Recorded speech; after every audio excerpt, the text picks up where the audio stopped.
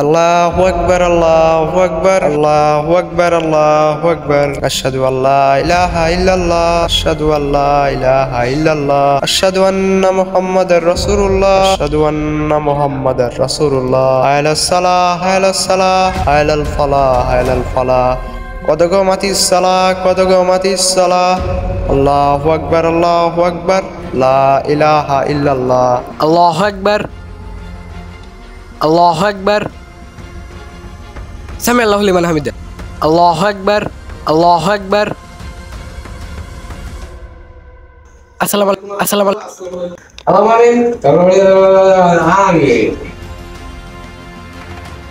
হুই এবা করলো কে?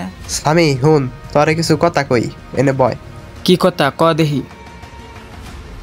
স্বামী, একটা জিনিস কি খেয়াল করছস?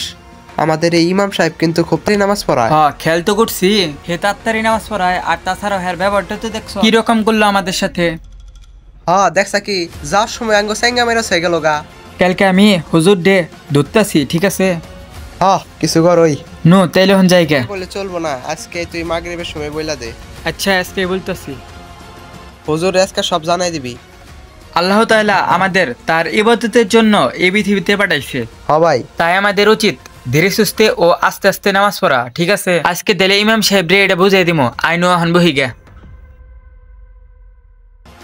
আরে হুজুর। হুজুর আগে নামাজ শুরু করেন না, আপনার সাথে কিছু কথা আছে, কথাগুলো শুনুন। তাড়াতাড়ি নামাজের সময় হয়ে গেছে, তাড়াতাড়ি তাড়াতাড়ি। এখন হুজুর কথার মধ্যে কথা, আপনি আমাদের মসজিদের ইমাম, হ্যাঁ, তো আল্লাহ তাআলা তার ইবাদতের জন্য আমাদেরকে এই পৃথিবীতে পাঠিয়েছেন, ঠিক আছে? তো আপনি যে আমাদেরকে খুব তাড়াতাড়ি নামাজ পড়ান, এটা কি উচিত? আল্লাহ তাআলা বলছে যে তোমরা ধীরে সুস্থে নামাজ পড়ো।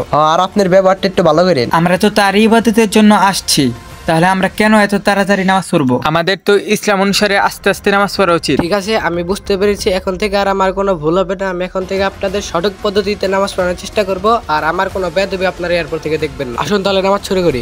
বাংলাদেশে এমন অনেক ইমাম রয়েছে যারা খুব তাড়াতাড়ি নামাজ পড়ে এবং তাদের জন্য অন্য মুসল্লিগণের তাই আপনারা আস্তে আস্তে নামাজ পড়ান। আর এই ভিডিওটির যদি কোনো প্রকার ভুল ত্রুটি হয় তাহলে ক্ষমা দৃষ্টিতে দেখবেন। ধন্যবাদ।